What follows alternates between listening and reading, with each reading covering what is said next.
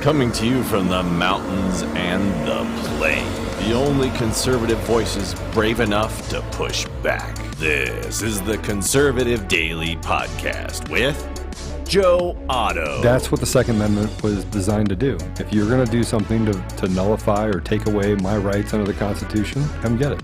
Max McGuire. When you look at politicians on the left, they need to convince people that they are victims. A resistance to the resistance. And now your hosts, Joe Otto and Max McGuire. And welcome back to another edition of the Conservative Daily Podcast. My name is Max McGuire. This is Joe Otto. And I want to apologize, everyone. We are going a little late today. Our producer, Josh, he went to the hospital. We don't have all the details, but we're praying that it's nothing serious. And just want to make sure that everyone else is praying for him. We don't know what's going on yet, but I figured it would be a good idea to at least offer up some prayers for Mr. Producer Josh as we get going. Yeah, it's a pretty serious deal actually, but we don't know any details yet, but we'll know more. And he's a young guy, so he's young. Yeah. And so our thoughts and prayers out to him and his family. Yeah, thoughts and prayers. Don't want to divulge too much. Yeah. We'll just take prayers. Well, you can think as well, but pray for him if you can today. It'd be greatly appreciated. So today we're going to be talking about Lancaster, Pennsylvania. Joe, I don't know if you noticed what was going on in Amish country yesterday, but they had a BLM Antifa riot. If you thought that Amish country would be safe from this madness, it isn't. This madness, if they can hit Amish country, they can hit anywhere. So we're going to be talking about that. We're going to be talking a little bit about the thug in Los Angeles who tried to execute those two police officers. Talk a little bit about that. And we're going to talk about the Democrats who are still trying to defund the police. Talk about how they want to cut police departments off from Pentagon surplus programs, the way that many local, small town, small city police departments are able to afford riot gear and armored vehicles. Democrats want to cut them off from that program, and Republicans are offering to meet them halfway.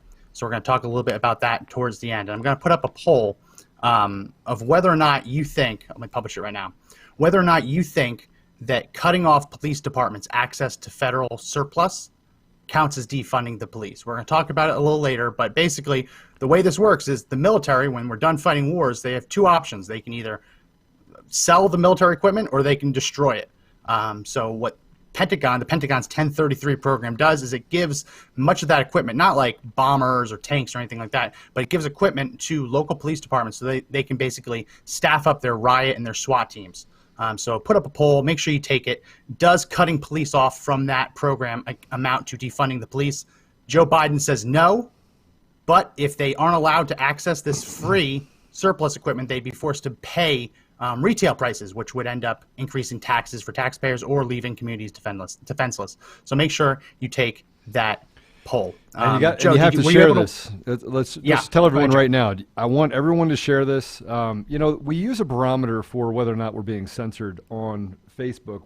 That barometer that we use is, whether or not we go from 90,000 people, 100,000 people to 10,000 people.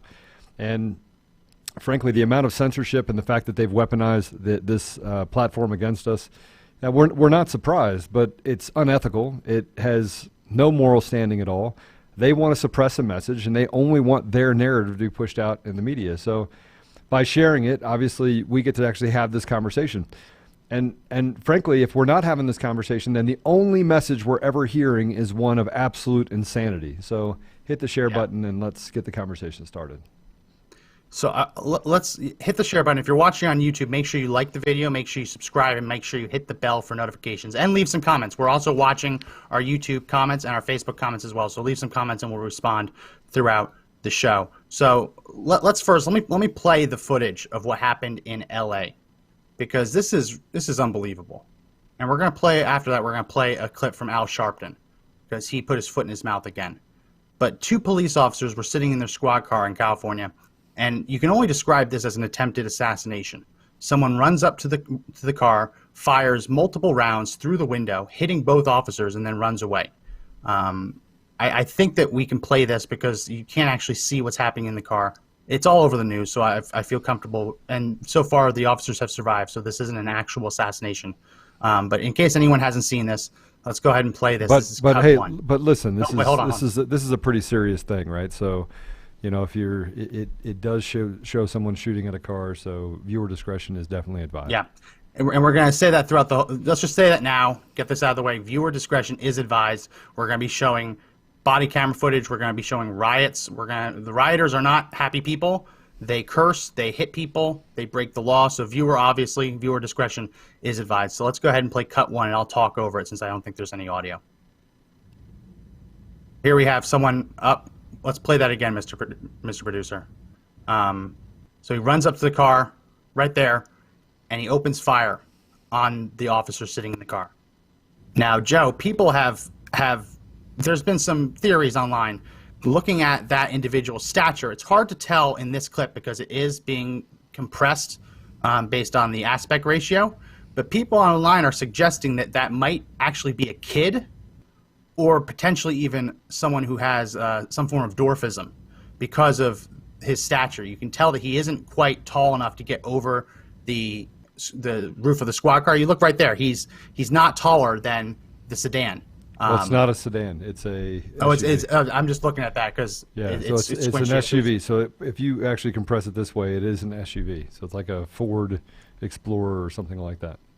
So they've done some measurements on his body, and there are people online positing that he might either be a kid or some form of dwarfism because he isn't that tall. That's an SUV, and it's probably somewhere between 5'7" and 5'9" if I was just doing the math on standing up next to the vehicle. Yeah, it's not a kid. The aspect ratio is out of whack, but it's definitely. I mean, it could be a kid. Let's go ahead and take that image off the screen. I'm just saying what people are hypothesizing online. They've basically crunched numbers and done all their measurements. I don't know if I believe it. What we do know is that someone just tried to assassinate 2 police officers and then ran away. So that happened in LA, and then you had these thugs trying to block the hospital so that the officers or other people who were injured couldn't get into the hospital to actually get care. You had them chanting outside saying, "I hope those effing pigs die." Yeah. Really, really evil stuff. And it makes you wonder whether this is what the BLM movement wants. And obviously it isn't. They certainly don't want this happening in swing states. But we'll play in a second Al Sharpton, what his theory is. But I want to get your opinion first, Joe. It's an act of cowardice.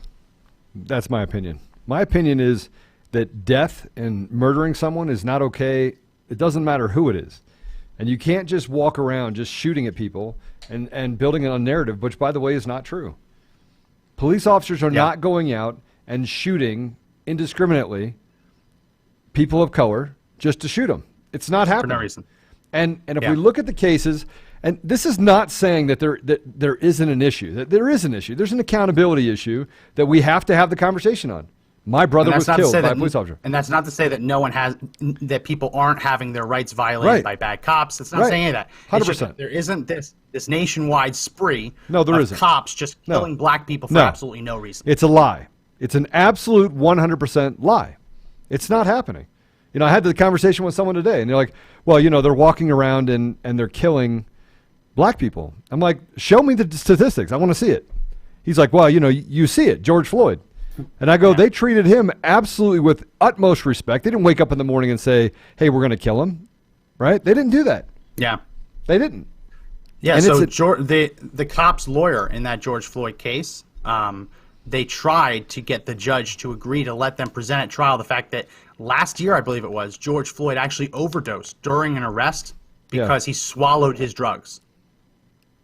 So the judge says that has nothing to do with this case, even though the defense is actually going to put forward that he had drugs in his mouth, because you can slow down, you can see he had something, whether it's a chiclet, an Altoid, or a little packet of drugs. We don't know. He had something in his mouth, and then when he ultimately had the toxicology report done, he had a fatal level of fentanyl in his blood. But then a fatal amount of fentanyl in his blood, but they did not say that's what killed him. Although it's a fatal amount of fentanyl, right? Well, the first autopsy did say that it was a combination of things. They had heart disease, that he had a fentanyl overdose, and that he had he was basically resisting cops, and they were putting pressure on him. The original autopsy did say those 3 things. Then they started saying, whoa, we can't say he died from a fentanyl overdose. They'll burn down the whole state. So very interesting that the cop will not let the defense actually present the fact that last year George Floyd. It was a year or two ago. George Floyd actually was in a very similar situation where he swallowed drugs and he either OD'd or almost OD'd. Very interesting that they won't let him cover that. I want to talk about what happened in Lancaster because, as I said in the start, Lancaster, Joe, I know you've been there. Lancaster is Amish country. It's some of the nicest people you ever meet. Amish, Mennonite. Yeah, there's some bad people. It's Lancaster. The city is actually Pennsylvania's 8th largest city. So with any city, you do have bad elements. But Lancaster County as a whole, it's some of the nicest people you'll ever meet. Amish, Mennonite, who really just want to be left alone. Just want the government to leave them alone. Yeah, Hershey Park. Oh, it's Hershey Park. Anybody been to... They just want them to leave them alone. Very nice area.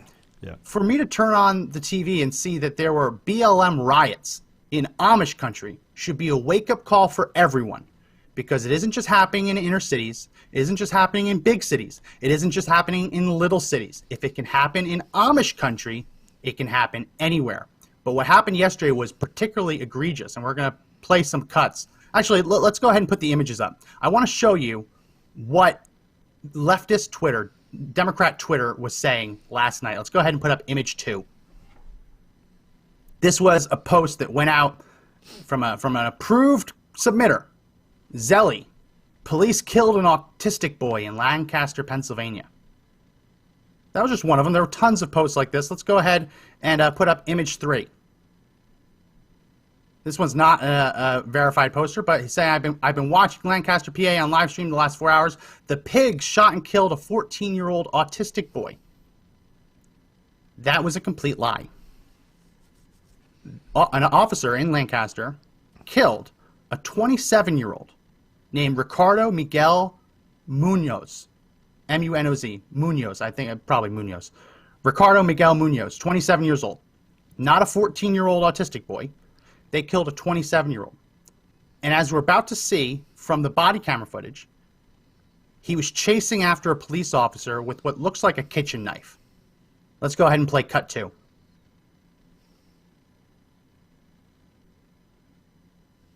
Yeah, so warning, graphic footage. So there's no audio in the beginning part as the cop's walking up to the house. They're basically, the cop was being called for a domestic disturbance. So he's already on edge. Domestic disturbances are some of the worst, most dangerous calls for cops to go on because they really don't know what's going on. 100%. And even if a husband and wife are fighting, they can both actually turn on the cop in an instant. So here he comes up to the house, walking a little bit. There's a little bit of a lead up, but I want to make sure we show it. So here we go.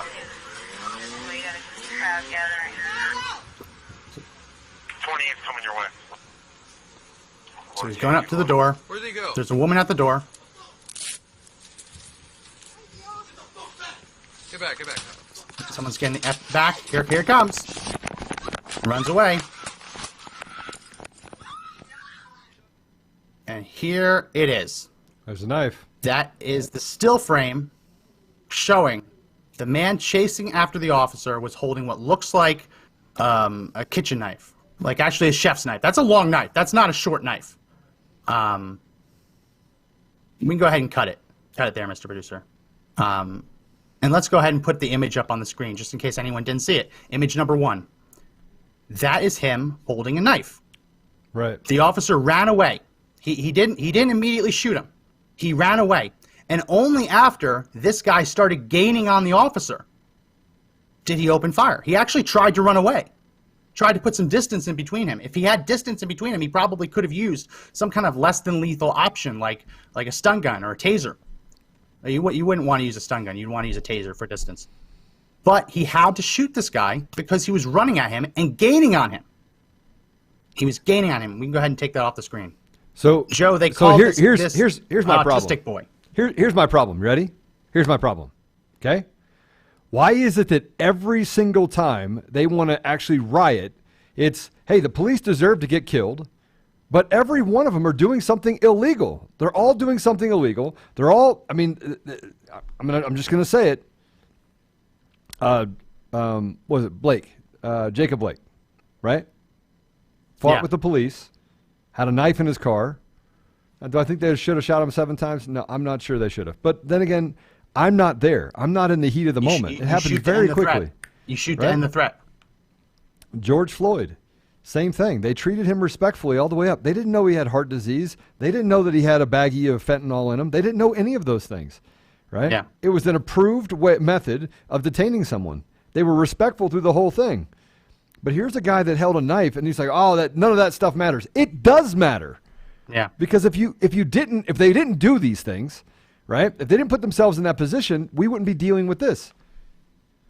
Yeah, so let's go ahead and hit that share button if you haven't already on Facebook. Make sure you like the video on YouTube, subscribe to the page, and hit the bell for notifications. So I just had someone, I want to pull it up. Someone called me out in the comment section. Joe says, we pronounce Lancaster as Lancaster. I should have remembered that. I grew up in New Jersey. I've been there tons of times. I've been away from New Jersey for years. It is Lancaster. It's not Lancaster. I shouldn't have pronounced it that way. It is Hershey, though. Sorry, I got Joe. Hershey right. I'm sorry, Joe. You're absolutely right. It's Lancaster. Yeah. But I want to play a clip from MSNBC because this is Al Sharpton, who race baiter. He's been a race baiter for years. This is the hypothesis that he put forward for why that thug tried to assassinate those cops in L.A. and why that man ran out of his house with a butcher knife or some kind of chef's knife chasing down an officer. Let's go ahead and play cut 15.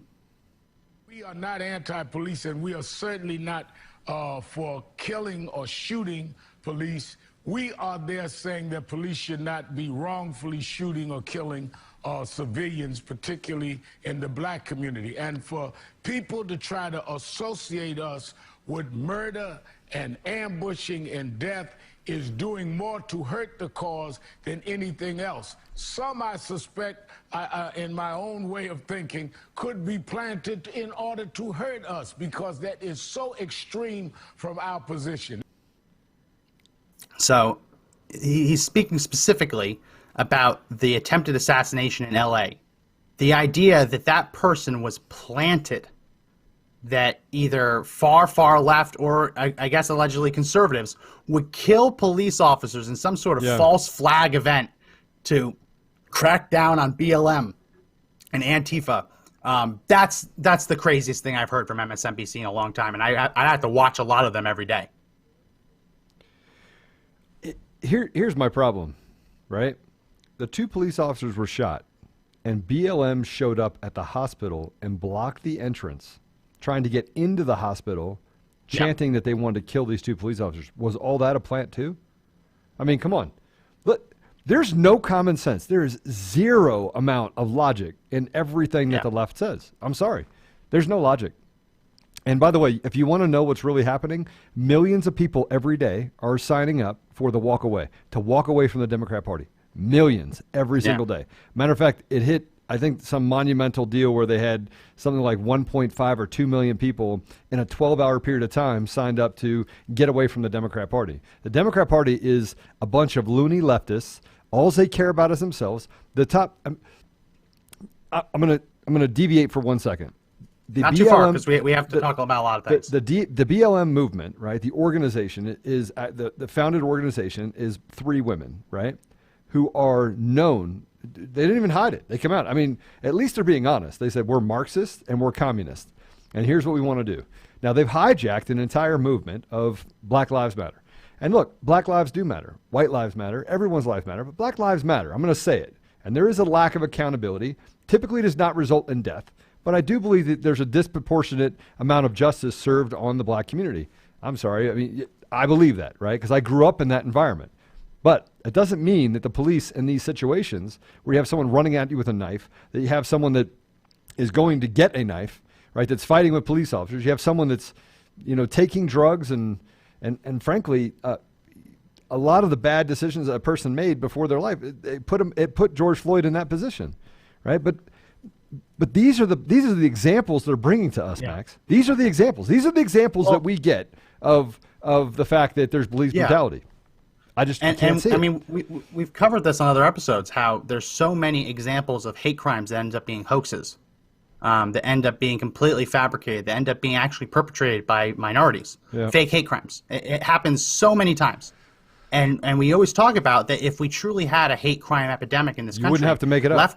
Leftists wouldn't have to make it up, right? You wouldn't have to have a Jussie Smollett incident. He would be able to go into Chicago and actually be attacked by Trump supporters, not have to have 2 Nigerians stand in as Trump supporters to attack him, right? The same with this. If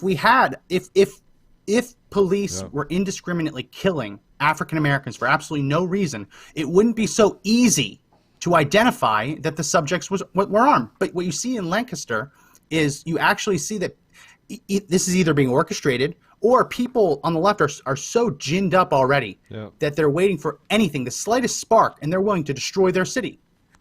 I mean, this is crazy. And if you're watching this and you live in small town America, don't think that this is limited to Seattle, Portland, New York, Chicago, LA. No, this is now in Amish country. If what we just showed was an obviously justified police shooting, if that can prompt this in Amish country, it can happen in any town in America. It can. So let's go ahead and I want to put this up. Mr. Producer, let's put up image 5. So this is allegedly, and the local paper confirmed that it's the same person. This Ricardo Munoz was actually arrested last March for stabbing 4 people. So this guy has a history of stabbing people. And I get it. The left doesn't want us to victim shame, right? The left is furious that when they riot, we identify who's in the riot and we share their criminal histories. They're furious about that, right? They're absolutely furious. But I think in this case, it's actually important because when the cop's being called to a house, that cop is being told about the suspect's history. We know this happened in Kenosha, where they were responding to an address where the person they were responding to apprehend had an active warrant for felony sexual assault, and he had gone in and stolen the keys for the house so he could go back and, I guess, abuse or whatever. We can go ahead and take that off the screen, Mr. Producer. Police know about these things. When they're called to homes, they get the whole dossier of what the suspect or the people are known for. So this officer absolutely would have been told that the person he's going there to try and calm down in this domestic incident has a history of stabbing people. He absolutely would have been told that. And if he wasn't, then the dispatcher failed in their job. So he's in there, he knows that this guy has a history, or at least someone in the house has a history of stabbing people, and all of a sudden he sees someone run out after him with a chef's knife or with a kitchen knife. It is not unreasonable for a cop, after running away, seeing this guy closing on him, to use deadly force to defend himself. But the left will lie and do whatever they need to riot. And that's my problem. My problem is that they lie. They lie, they weaponize the entire environment, and they basically want to make this as, hey, let's justify the fact the guy has a knife. Something's wrong with his head. You should have tried a different way. What's a different way? Let him stab me? Oh, let me just take one for the team. Yeah, go ahead and stab me. We'll worry about it later. We shouldn't have to hold him responsible. Look. And this was a domestic incident. Usually cops are supposed to respond to domestic incidents in teams. Yeah. Because they are some of the most dangerous calls, routine calls. I mean, obviously, like a terrorist attack would be much more dangerous, an active robbery. They're some of the most dangerous routine calls because they can go sideways like that. So usually cops use a buddy system. This cop looked to be alone. The left wants to stop police from going on these domestic disturbance calls and to send social workers.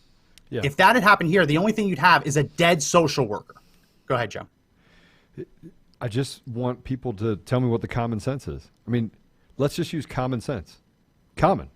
It's obviously not that common these days because the media is actually, grabbed onto this narrative. And you have people making up stuff saying it's a 14-year-old autistic kid. It's not a 14-year-old. You have a guy that stabbed 4 people before, and he comes out with a knife. He might be autistic. We don't know. He might be on the spectrum, but he still stabbed 4 people last year. He's 27 years old. Yeah. I'm sorry. Take away the knives. Take away the ability to have knives. And by the way, if he just did that last year and this year he's out on the street, what does that tell you about what's going on? Let's just put violent criminals back up. Someone in the comment section just said that his trial might have actually been upcoming. Which is a big problem when it comes to things like the left calls bail reform and letting criminals back out on the street. If this guy has a history of stabbing people and he's a real threat, he shouldn't have been home. He should have been locked up until trial, right? But there's this push on the left to let's empty all the jails so that we just let everyone back out. So I was downtown. This is a couple weeks ago, right? And I'm walking downtown. I had a meeting in downtown Denver, and the homeless population has become, I don't know if they're homeless or just, I assume he was homeless. Some of them pretend. Some of them pretend to be homeless. Have you ever seen those? Walks up and he says, "Hey, give me some money." I was like, "Man, you just go away." This is look. I haven't had a situation so far in places, and I was actually there to meet with a nonprofit organization, and we were actually having a conversation at the nonprofit organization about how we could help. How could we help them in becoming more successful in helping what is homeless youth, right? Because there is a vast number of homeless youth, and so this guy says, "Hey, give me your money," and it wasn't. And I just kept walking. And he said, "You heard me. Give me your money." And he's walking backwards in front of me. So you obviously know how it ended, but it ended not so well. I didn't have to do anything. I just I was like, "Look," I put my hand behind my back under my jacket, and I was like, "You need to go ahead and go another direction." And he says, you're packing." And I said, "Yes, sir, I am. Now go somewhere else." Right? And at that point, he had enough. He wanted no more part of that situation. But imagine how many people are just like pulling out money. Here's $5, here's $10. Oh yeah. Right? But we want social workers. We don't want the police. We don't want to hold them accountable. Because they're poor them. I can't wrap my head around the fact that we're not holding people accountable, but we want to hold the police accountable, which I do believe we should hold the police accountable. Right? I believe that. But what we're dealing with right now is, go ahead. Go, no, you finish. You finish. What we're dealing with right now is just this kind of, let's go all the way to the left, right? No accountability.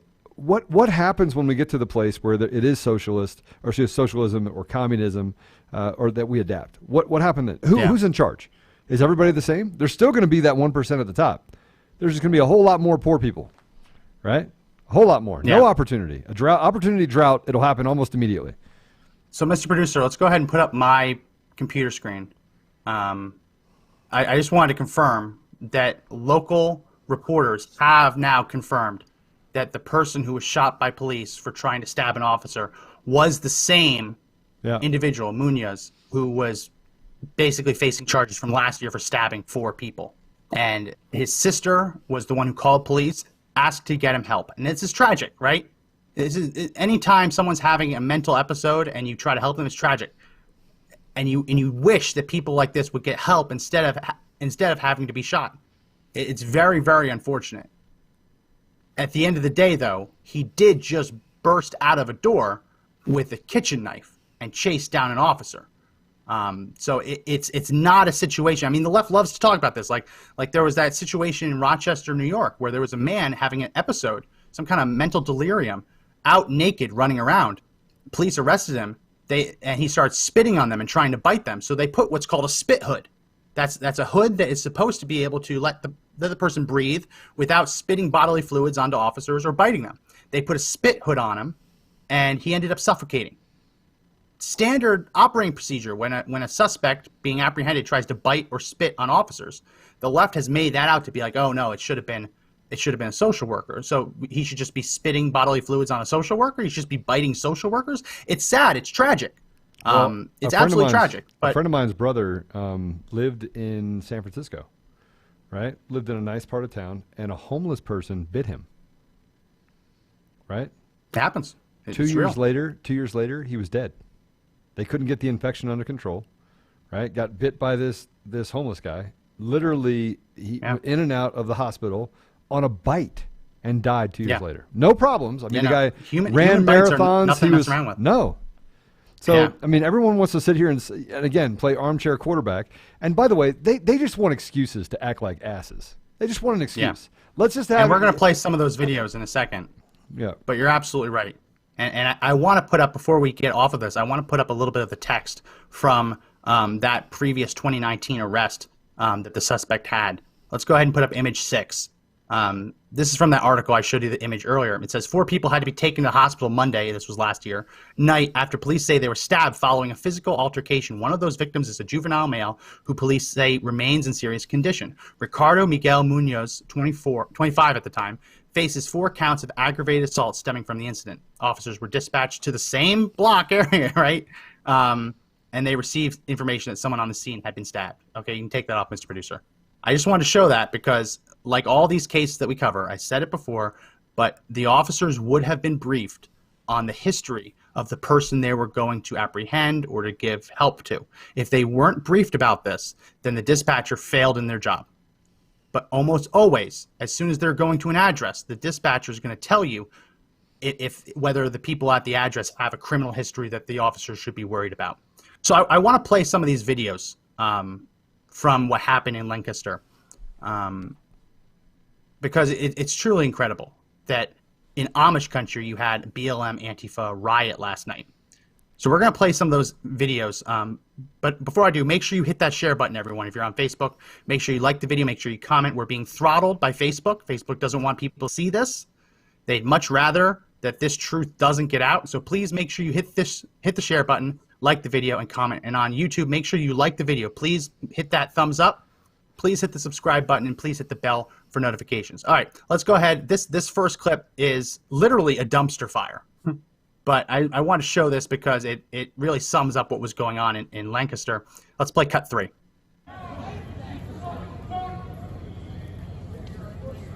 So you see a dumpster on fire. I mean, you always see these at the start of these riots. The perpetrators basically create some kind of barricade, light things on fire, and then the biggest crowd in the beginning are all the photographers standing around it taking pictures. Like I don't know if you remember this, Joe, at the inauguration, because we were both at the inauguration for Trump. We didn't see it; we saw it after the fact. There were riots in D.C. that day, and there's a very famous picture. Let me see if I can pull it up. The very famous picture of photographers taking pictures of a burning trash can at Trump's inauguration here. Okay, let me put up, all right, Mr. Producer, 1 second. All right, yeah, Mr. Producer, go ahead, put up my screen. This was the scene at Trump's inauguration riot. You had a trash can on fire, and everyone just around it taking their pictures because they want to get pictures for the riot, the violence, right? That's what a lot of these BLM riots / peaceful protests remind me of, because it's people doing stupid stuff, and then it's the media gathering around taking pictures, and then once it gets violent, the media just leaves, right? They're not interested in covering it. They've already said it's a mostly peaceful protest. They don't want to hear about any of the violence. But as I'm watching the Lancaster riots, that's what this reminded me of. So let's go ahead and take that off the screen, Mr. Producer. And this next clip, Joe, they were throwing bricks at police headquarters. You're not a lawyer, but generally, is that a crime? Yeah. Do you think it's a peaceful protest to throw bricks at a police headquarters? No. Let's go ahead and show it. Let's play cut 4. So they're all gathering around the police HQ. There he goes, backpack out. Yep, there they go. Those are peaceful bricks, everyone. Those are bricks of peace. I mean, if that shatters the glass and hits someone in the head, they could cause very serious damage to that person. Not to mention the property damage. But yeah, they're gathered around the HQ trying to destroy it. They're trying to do a repeat of Seattle in Amish country. It's insane. I think people are waking up to the point where you're going to see people that just go out, that just say, all right, fine, we've had enough. Police can't do anything about it. The government is anemic, right? The governor's a total dirtbag. The legislator's not going to do anything. The mayor's not going to do anything.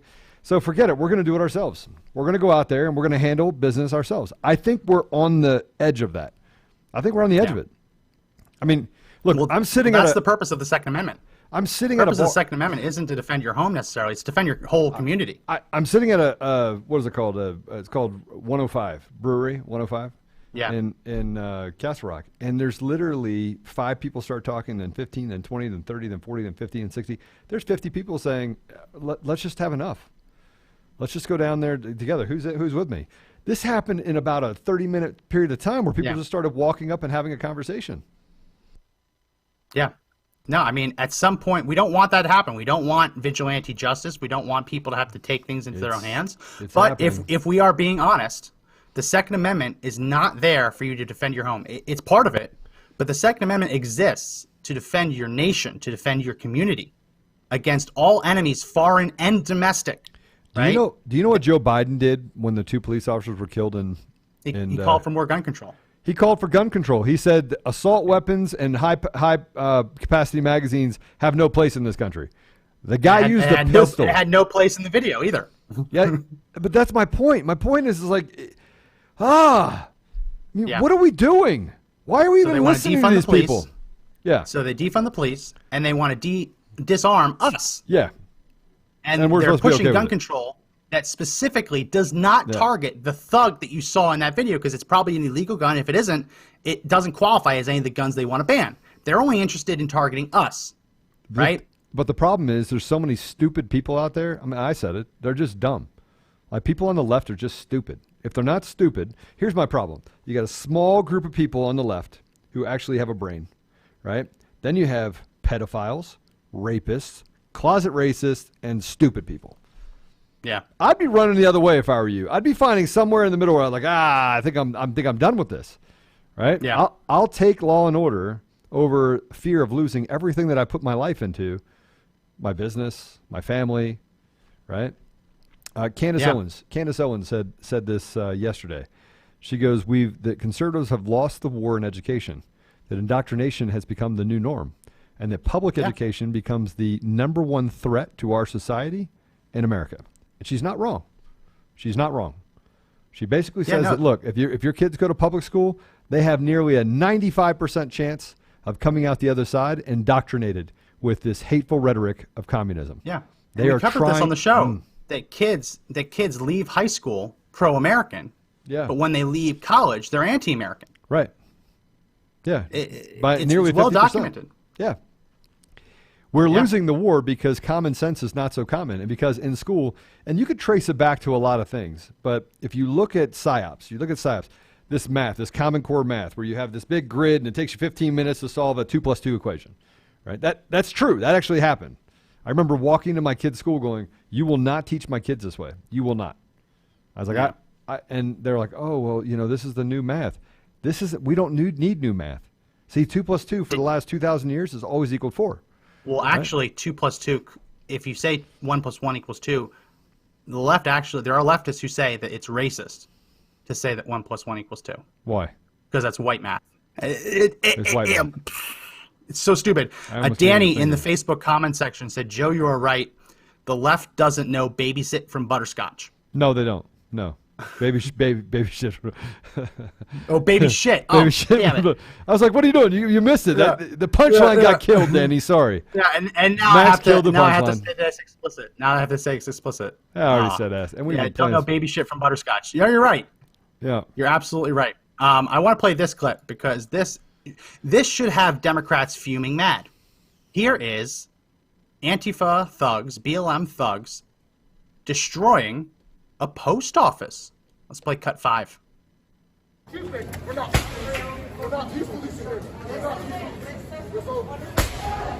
Notice how the guy in the background saying we're not peaceful. Destroying an entrance to what I believe is their old post office. Someone can correct me if I'm wrong. That seems like election interference, Joe. If you're going to destroy a post office. When Donald Trump removed unused mailboxes, public mailboxes, he was accused of interfering with the election. And yet when Antifa thugs tried to destroy a post office, unsuccessfully I'll add, but they tried. No, they're not viewed as election interferers. That's just them venting. That's them venting their black truth. Actually, I don't even think those people were actually black. But what do you think of them trying to destroy that post office? I think it's just another degree of ignorance. Look, everyone wants to talk about rights. What about our rights to live in peace and not have to put up with their garbage? What about our rights to send them back to their parents' basement? Or worse, what about our rights? What about the fact that we should not have to put up with this crap? We shouldn't. And then, I don't know if you saw this in New York, but in New York, 8 of this group that got arrested are living on yachts during the day and coming out protest at night. And I'm thinking to myself, what are you protesting? Your 6 houses and your 4 boats? What are you protesting? Oh, your parents are so bad? Just give it away then. If you want to do it. Yeah. There's an old song, "Give It Away." Oh, I can't. I'm not allowed to sing it. Can't sing it. It's Red Hot Chili Peppers. Yes. Great song. We can't sing it, but you can listen to it. Caught you there. Can't sing copyrighted music. You talk about rights. I would think that if I was in Pennsylvania and I was visiting Amish country, I would have the right to park my car on the street without fear of it being destroyed. Yeah. Unfortunately, in Joe Biden's America, that right does not exist. Let's go ahead and play cut 6.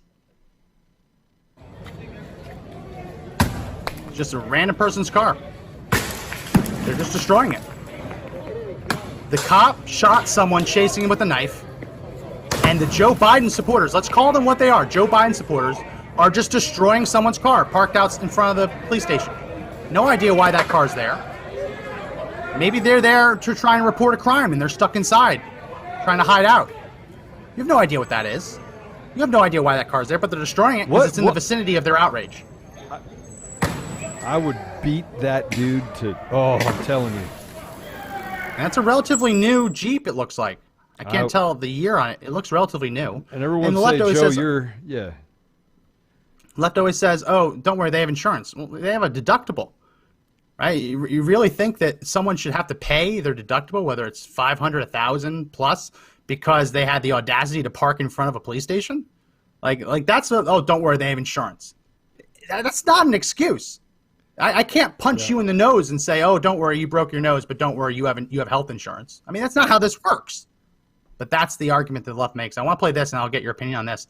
This is, according to one of the reporters on the scene, this was the mob going after someone simply because they were white. In Amish country in Pennsylvania, that's one of the whitest parts of Pennsylvania. If that's the standard for going after someone, we're in big, big trouble. Let's play cut 7.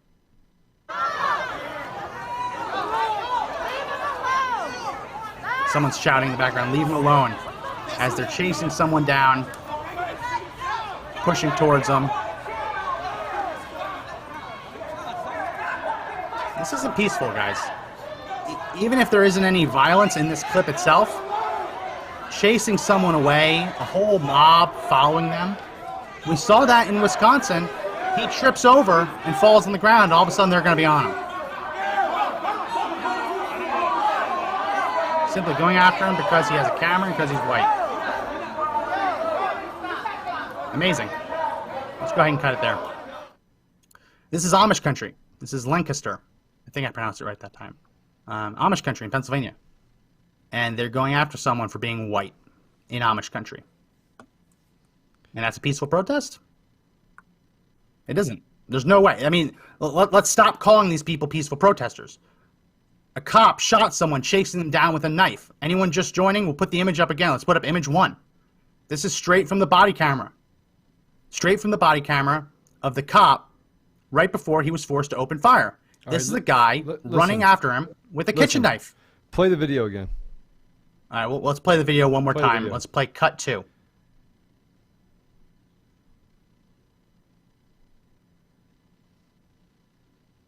Discretion advised. So, can we fast forward a little bit in the video, Mr. Producer? Oh, no, rewind a little bit. Went too far. Where'd they go? Here we go. So here he's at the door. Get back, get back. Get the F back.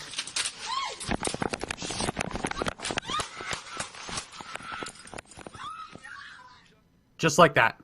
And there's the picture from the moment he opened fire. You can see the suspect, and that's all added by the police department because the police department's trying to put this out as fast as possible so that their city doesn't get burned down. Right. Because people were out there saying that the cop killed a 14-year-old autistic boy. We can go ahead and take it down now. That's why this was put out there so quickly. Because they saw the lies spreading and said, okay, we need to get this out. It's pretty obvious that this was self-defense. And the lie gets bigger and bigger and bigger and bigger and bigger. I mean, we deal with, they don't even revert. There is no truth anymore. Truth doesn't exist. Truth is 1 + 1 does not equal 2. I mean, that's really how crazy it's gotten. 1 + 1 does not equal 2. Right? It doesn't. It's racist if you say it. Because that's white math. Yeah. You know that? White math. Doesn't make a whole lot of sense. I want to play this clip because we see this in lots of these peaceful protests. Lots of skateboarders. You notice that, Joe, that there's so many skateboarders at these events? I don't know if these riots, protests are a big draw in the skateboard community. I suspect that the skateboard for these people presents a twofer. A way for them to escape the police faster than they would be able to on foot, and a weapon, as we saw in Kenosha, the guy using a skateboard against someone. We're not allowed to say who they used it against. We're not allowed to say he acted in self-defense. But they do use skateboards as weapons. We also saw that in New Mexico, if you remember. That shooting in New Mexico. I want to play this because the reporter is actually focusing in on, is a local independent reporter, it looks like, people arriving to the peaceful protest with their skateboards. Let's play cut 8.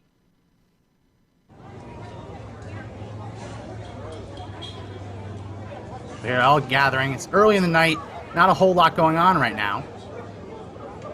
And watch who enters the frame in a second.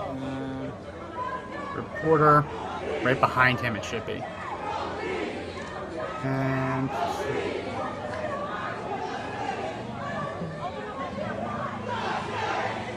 sounds like the people got their voice back. There you go. Ooh, here they come. We got some armed protesters here. Yeah. They didn't just show up from the skate park. They're not here. Cut it there. I think a really good test at any of these events should be forcing someone to show you, basically to do a kickflip or to do an ollie or some kind of skateboard trick. If you can't do the trick, then your skateboard's a weapon. I think that's a very easy test. No, really. Come on when now. you see so many, That you sounds think as that all the crazy as rioters the are left. skaters? No, I You just think it's Black crazy. Lives Matter is made up of just entirely skaters? No. No. But I think you're that's bringing crazy. it, if you're bringing a skateboard You sound to like a 2 Alex a.m. Jones riot, there for a minute. if you're bringing a skateboard to a 2 a.m. riot, I want to see you use it in a way that isn't a weapon. Okay. That's what I want to see. All right. Well, That's what I would want.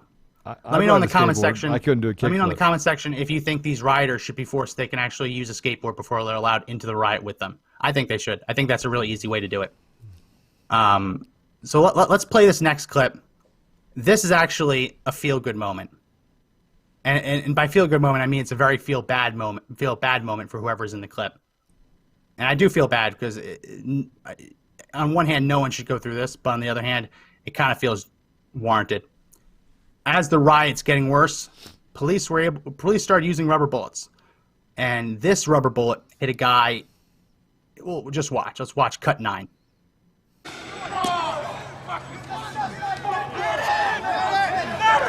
Right.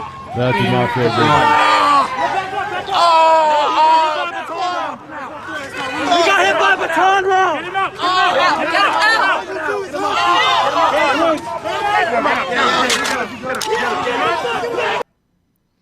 Ow.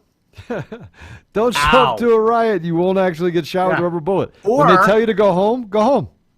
Or at very least, wear a cup. Right? If you insist on rioting, we've covered this so many times. I don't know whether it's on purpose or whether it's bullet drop or what's happening here. But in so many of these riots, the rioters provoking police often seem to get hit in the crotch, in the groin. I don't know if it's intentional. Again, I don't know if it's maybe some kind of barometric pressure or some kind of wind shift. I don't know what's going on. But it is very common for people to get shot in their groin provoking police. You would think that these professional rioters would actually turn to wearing a cup. You know, you had the guy that, I think this happened a couple weeks ago too, right? We dealt with someone just similar to that a couple weeks ago. Yeah. Didn't someone in Kenosha or no, it was in Portland. It was in Kenosha. Yeah. It was Portland. Yeah, he got hit. Yeah. Hit in the. I'm trying to find in the area. Nice ways to describe it. In the area, in the groin. In It's the safe area to say you groin. don't want to get hit. He got hit there. Yeah. Apparently, crotch isn't politically correct anymore. So just in the groin. It's very common. Yeah. You got to wear a cup, folks. If your calling in life is to be a professional rider, head down to your Dick's Sporting Goods or whatever sporting store. You want to go in the for sure you baseball went explicit section. on me. I was like, Max, what are you doing? Then I was like, oh, No, that's a store. no. That's an actual store. No. Dick's Sporting Goods or Sports Authority, whatever's still open. I don't even know what's still open anymore. Go down. You want to go to the baseball section. Yeah. And you're going to want to get the cups that are designed for the catchers. Yeah. The ones that are taking 90-mile, 100-mile-per-hour throws. That's what you want. And then you're still going to want to pray because that's not going to protect you. It's not. It's going to hurt. It's going to hurt. Yeah. It's like ring the bell. Like ring the bell. But the amazing thing is here we go. This is another instance of where the rioters were provoking police, and police used rubber bullets or some kind of actual projectile munition, not a lethal round, a less than lethal round. And the peaceful protesters are ushering their comrades away. Let's go ahead and play cut 12. Fuck you!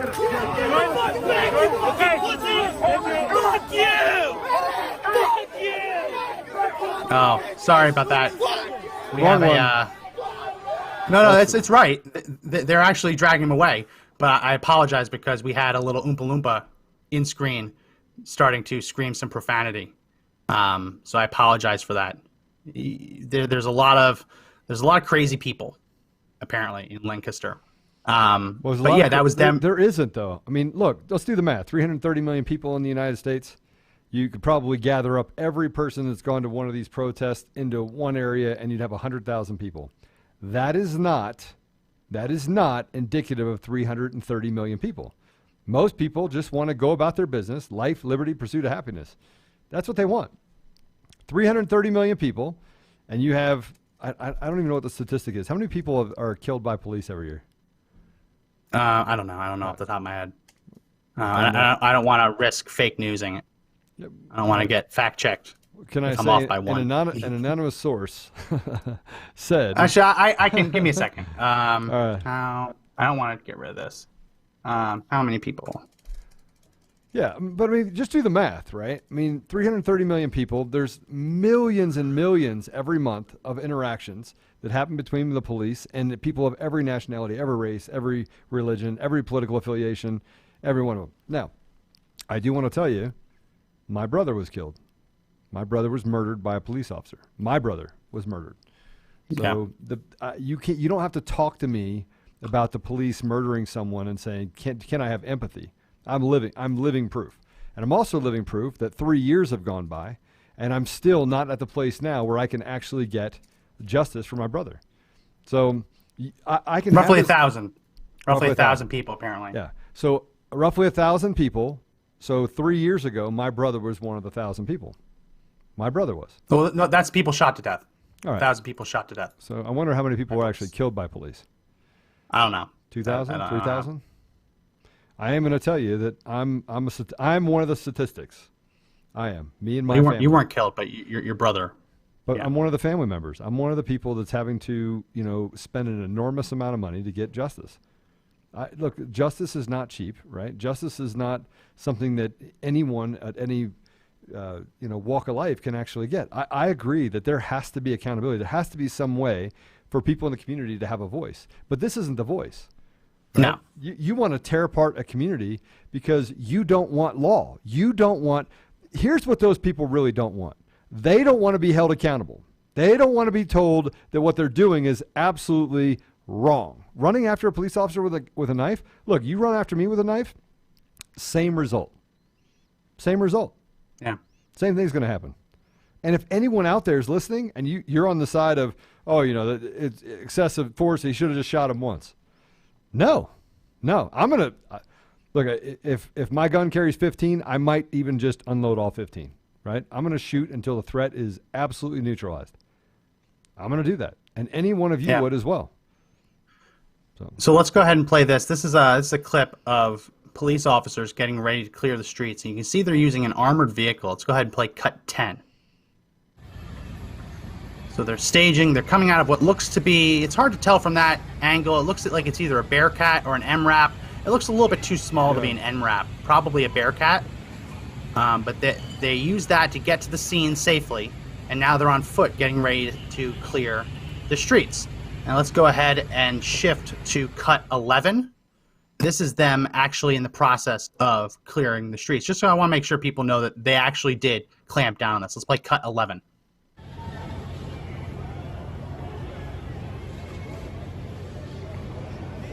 So Lancaster doesn't mess around. They're not going to be Seattle. They're not going to let them take over their city. Let me cut that there. The best clip is this one. This is as Antifa tried to rush the police department, I think, parking lot. And you can see that police are forced to actually defend their own headquarters. They were trying to turn this into another Chaz, almost. Let's go ahead and play cut 13. and listen to them coughing. It's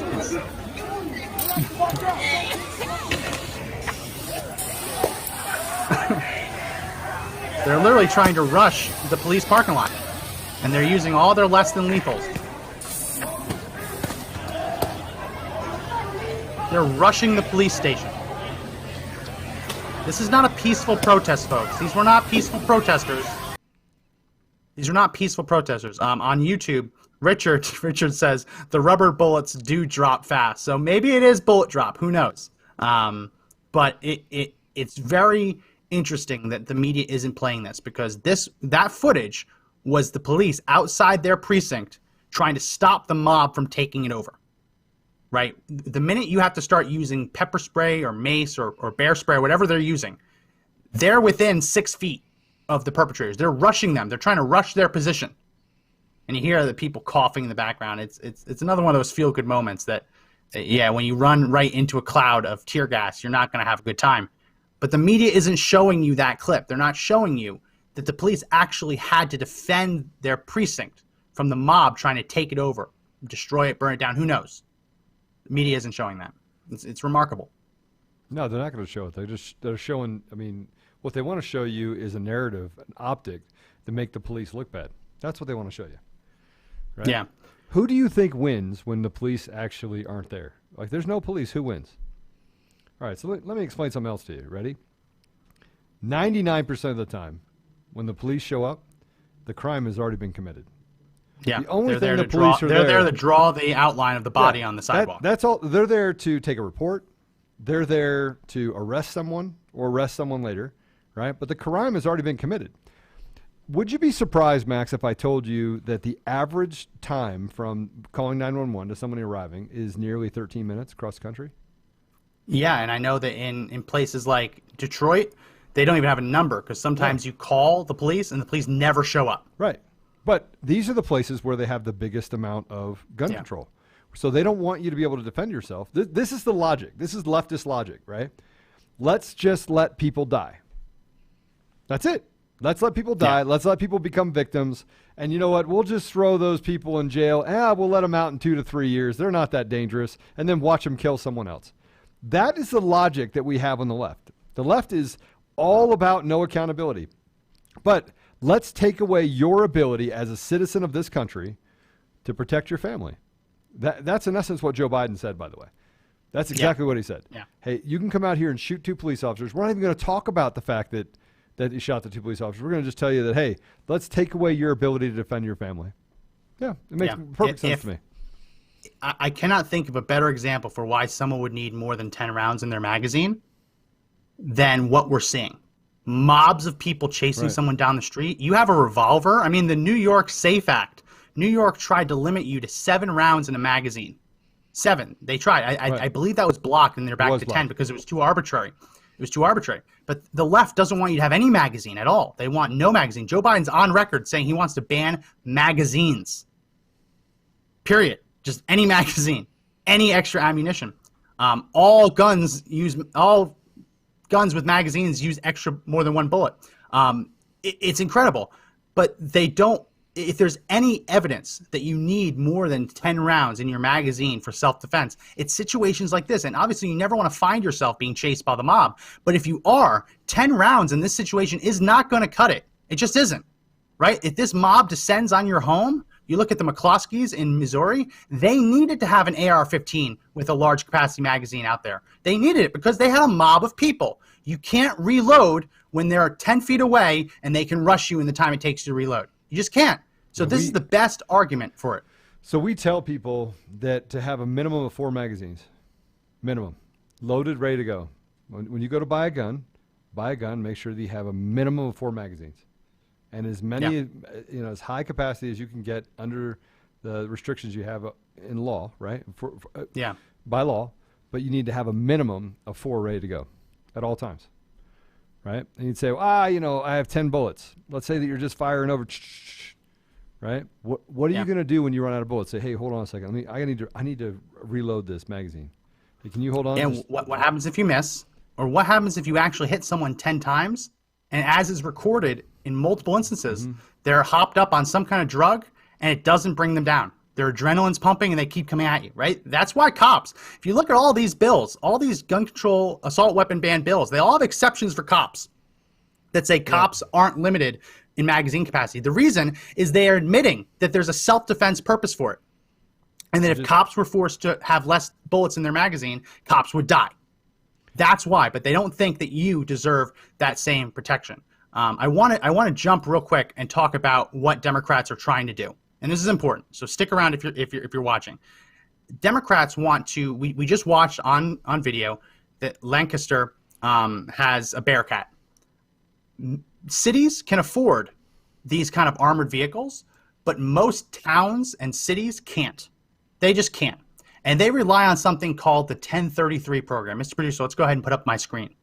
The 1033 program is put together by the Pentagon, and it was created in 1990, 1991 as a way to get rid of all the military surplus that had been built up for the first Gulf War and that there is no purpose for anymore, right? We know we were going to win the Gulf War. We can't have all this equipment just in warehouses. We have to get rid of it. So Congress created a program that would give equipment, surplus equipment, to police departments. They wouldn't have to pay for it. They don't have to pay for shipping. That's it. One of the leading items that gets transferred from the Pentagon to police departments are armored vehicles. And since 1990, 1991, more than $7 billion of total surplus has been transferred to American police departments, local, county, and state. But the big ticket item in all of these are the armored vehicles. One of them is an MRAP. MRAP stands for Mine Resistant Armored Personnel Carrier. That's an MRAP. It's designed to go down the street and it can drive over a mine and it won't kill everyone inside. That's how it's designed. They're made for war. Pentagon doesn't have enough places to put them all, so they gave them to police departments, and now they're used as SWAT vehicles because they are built like tanks. The other thing that comes is the Bearcat. Bearcats come from the Pentagon. These are more civilian versions, but they're still armored vehicles. The Pentagon has a number of these, and they give them away to police departments as they need them. But you also have, believe it or not, tracked vehicles. These are vehicles that are on actual tracks. NYPD has them. Lots of places that have snow will have them. Places that have like more desert climates will have them if they fear they might need to go onto sand. It's very common. I don't understand why New York felt they needed them. I think they just took what they could get after 9/11. But tracked vehicles are part of it. Democrats are pushing a bill. And I want to make sure I get the right bill name. It is H.R. 1714. It is the Stop Militarization of Law Enforcement Act. And what they want to do is they want to limit what police departments are able to get through this 1033 program. So you can read it here on the screen, limitations of transfer. They want to stop police departments from getting controlled firearms, ammunition, bayonets, grenade launchers. Now, grenade launchers are used for smoke grenades or for tear gas launchers. They're not actually shooting grenades at people. That's what they use them for. Grenades, including stuns and flashbangs and explosives. They want to stop the transfer of vehicles, highly mobile, multi-wheeled vehicles, mine-resistant, ambush-protected vehicles, trucks, dump trucks, utility trucks, and carryalls. They want to stop drones. Apparently weaponized. You can get a weaponized drone. Controlled aircraft. They don't want you to be able to transfer silencers, long-range acoustic devices, or any items in the federal supply class of banned items. So they want to cut police departments off. So we left a poll over the course of this whole thing asking whether or not you think that this qualifies as defunding the police. I believe it does, because when you do this, there's two outcomes. Either police will not have the items they need to defend their communities, or they'll have to raise taxes, local and state taxes, to pay for it at retail prices. Either way, you're defunding the police because you're taking away a monetary benefit. So when Joe Biden says that police have become the enemy because they roll into neighborhoods with these armored vehicles, they need the armored vehicles. And what we've just seen from Lancaster, Joe, is this can happen anywhere. This happened in Amish country. You can't say that a city or town is too rural to need an armored vehicle anymore. It can happen anywhere. And Democrats want to take this down. Not only that, there is a provision I won't be able to find. It'll take too long. You can look it up. There's a provision in the bill known as a clawback provision. So any jurisdiction that has received this surplus equipment, if they are being investigated for civil rights violations, their police department, the police department will be forced to give it up until the outcome of the investigation. So if you look at Ferguson, Missouri, right? Remember, hands up, don't shoot? It's a complete lie. It's completely bogus. Ferguson had an armored vehicle that they got through this program. If this bill was in place then, Ferguson would have had to give up their riot equipment for 7 months. That's how long the federal civil rights investigation took before the Obama administration admitted that hands up, don't shoot was a lie. They would have forced Ferguson, Missouri to give up a lot of their riot control gear for 7 months. They want to force police departments to give up the equipment at the time they need it the most. It is absolutely asinine. So the reason I bring this up is because this is something that we need you guys to actually take action on. We've included a link in the description. If you want to help support the channel, help us support the show, join our Fax Blast campaign today to put pressure, because the Republicans are caving on this issue. They're not saying no. They're saying, well, let's negotiate over how much gets cut from the program. There's a link in the description. Please join the Fax Blast today and help us put pressure on Congress to stop them from cutting off police departments' access to this 1033 funding, because it absolutely qualifies as defunding the police. So go ahead, Joe. Can I ask you a question? Yeah. How much of what we're going through right now in our society is tied to being mute, of conservatives actually not speaking up? And what I mean by that is we're not allowed to talk about God. We're not allowed to talk about Jesus. We're not allowed to talk about faith. Those are all things that are off limits. Yet the antithesis of that is allowed to talk about whatever they want. They're allowed to indoctrinate our kids and say there is no God. Only trust science. All right, there's no God out there. Because you only are getting one side of the story. You're only getting not one side of the story, you're only getting one perspective, right? But how true is it that they've tied the hands of our country more and more every year, and that in the absence of and I'm just going to call it what it is, the Bible, right? And that basically is this barometer for acceptable behavior, right? We just got rid of that. What did we replace it with, Max?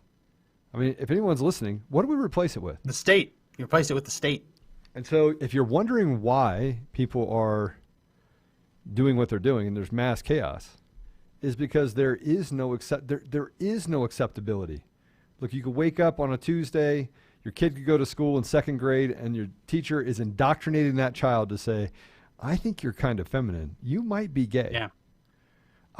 I think that you're a girl, but you know what? You're kind of a, tom girl. Tomboy. It's crazy. They want to get rid of tomboys. There's no such thing as a tomboy. No, you must be gay, right? Yeah. You must be transsexual. You must be this. They're recruiting kids. They're literally recruiting kids. What have you seen Cuties on Netflix? I canceled Netflix. Netflix. I won't. I mean, I'm out. And by the way, I'm not the only one canceling Netflix. Netflix is literally, they're shedding people like crazy because they're like, look, maybe that wasn't your intention, but that's what you're promoting. You're promoting pedophilia. You are. Well, we have an anonymous source who told us that the reason Joe Biden's off the campaign is because he's watching that on loop. He's just continuing watching Cuties. See how easy it is to do that, people? Yeah. To use an anonymous source to claim something disparaging about a candidate, very easy. But the reason it is because that's also very believable that Joe Biden would be binge watching Cuties on Netflix in his basement. Look, I had a, and this is off. Two things that I want to say. Number one, we need to make sure that people can actually call up, so put the number back up. So I know we're working on that, and Josh isn't here. Well, we took it down today. We took it down today because we have a fill-in producer, as we said at the start.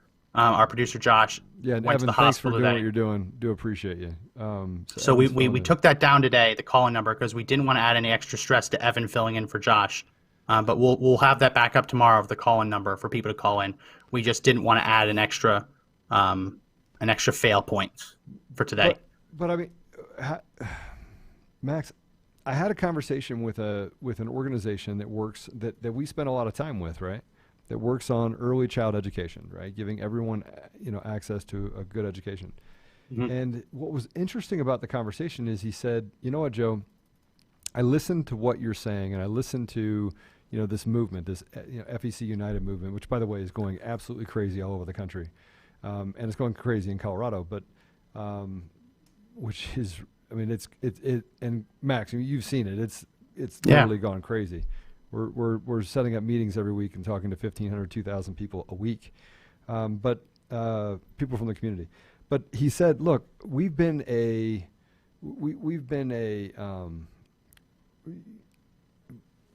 organization that has no faith defined in it at all. I mean, completely void of faith, right? And I would say Christian faith, but any faith. Like, we took God completely out of our mission statement, and it was more feel good.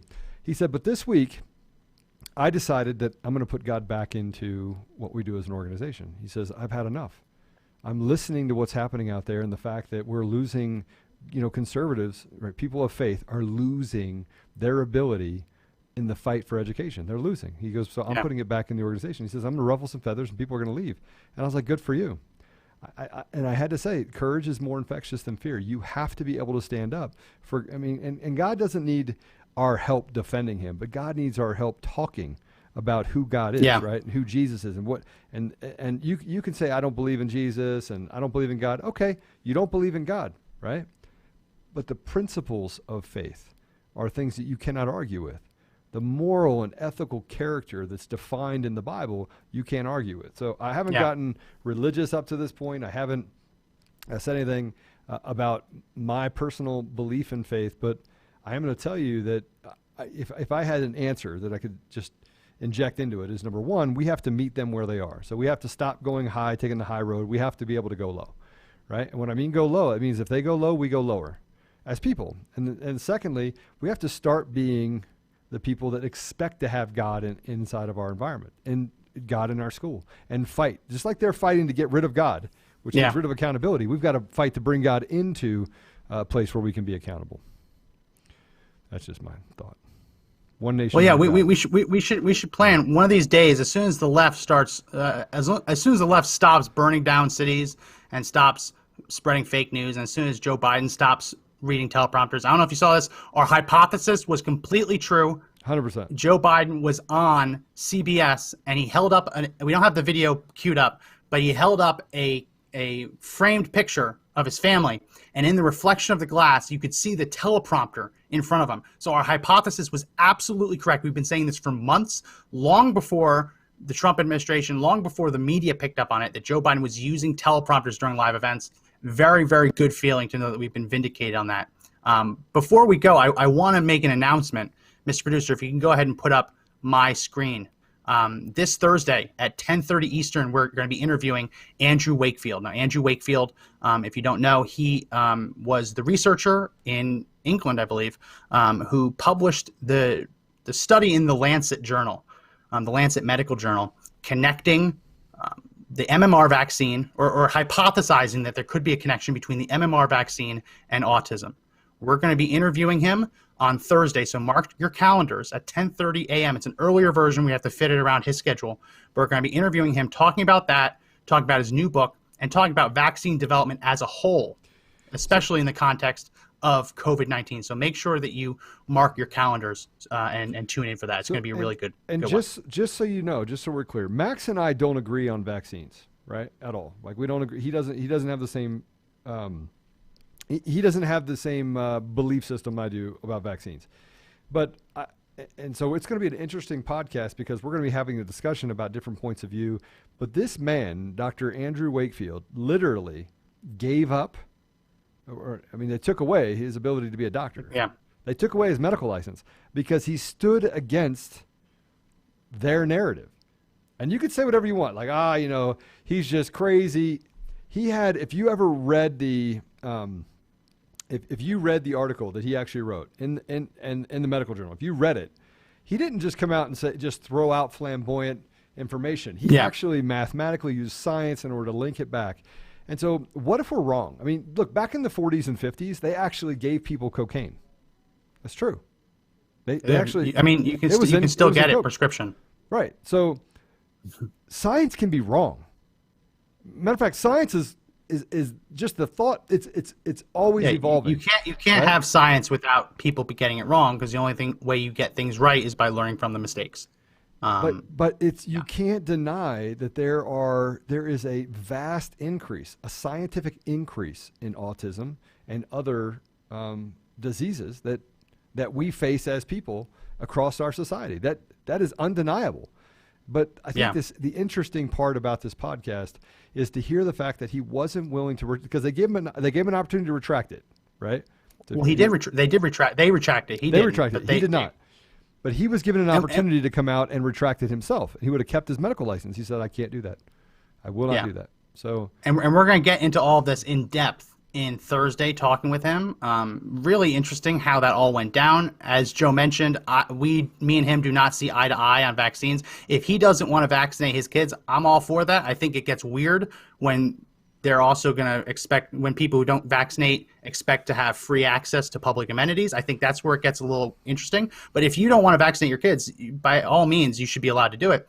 My whole position on this, and we'll talk about this, is that even if that journal entry was true, right, and we don't know, it's been retracted, even if it was true, to me, the actual diseases that we have eradicated are far more dangerous than autism. And I feel like in a lot of this conversation that autism, people with autism are almost demeaned in a way, as in, I mean, I know people who are autistic who are fabulous people. They're members of society, right?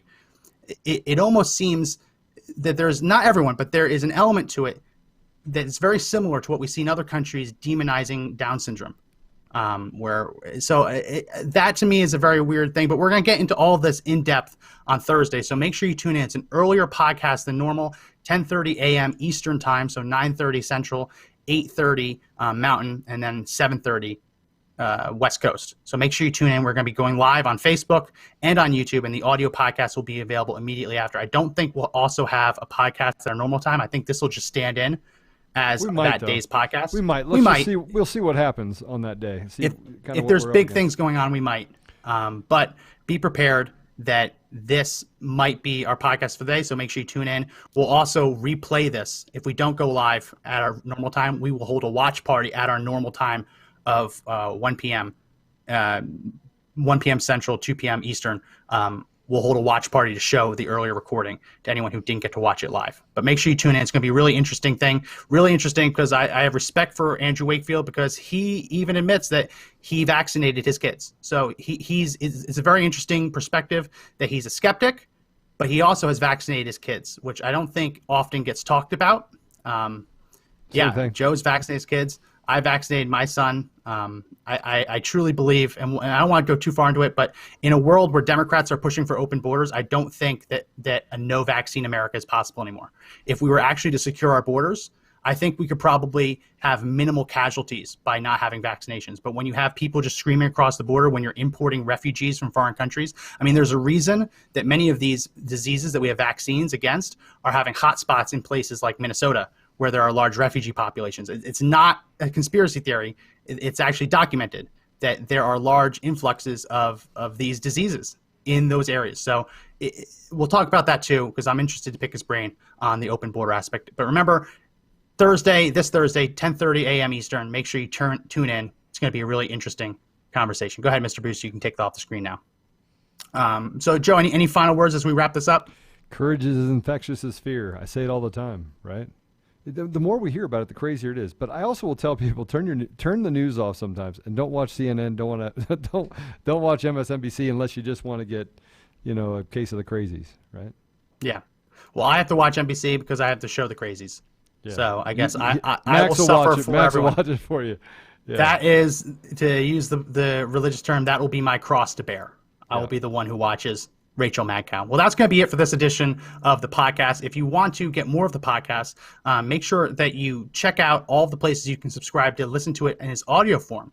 You can subscribe on Apple Podcasts, Google Play Store, Spotify, iHeartRadio, TuneIn, and Podbean, all places that you can subscribe. If you don't think you're always able to, even if you always watch live, do subscribe. That way, if you're out and about and you can't watch live, you can at least listen as you go about your day. And if you're listening to the podcast today, make sure that you check out our live streams. We go live on YouTube and Facebook at 2 p.m. Eastern, Monday through Friday, unless, as in the case of Thursday, we have another time slot. Make sure you check that out because we do show videos and images during the podcast. Also, if you make sure that you sign up for our email newsletter. If in the event that we ever do get taken down, that's going to be how we keep this show going and let you know what platform we're going to be on. We're not going to. I know, but it's important. It's important to make sure that we build up that alternative way of getting the show out there. So make sure you use the link in the description. Sign up for our newsletter. Also, we're on Parler. Follow us at Conservative Daily, all one word. We'll be happy to follow you back. And again, if you're watching on YouTube, make sure you hit the thumbs up, make sure you subscribe, hit the bell for notifications. And on Facebook, if you haven't already, make sure you hit that share button, make sure you hit the like button, and make sure you comment. Well, as I said, that's going to be it for this episode. Again, my name is Max McGuire. And I'm Joe Otto. And remember that the fight to take back our country clearly isn't over, but the only way we win is if we all stand up and fight together. That's a wrap.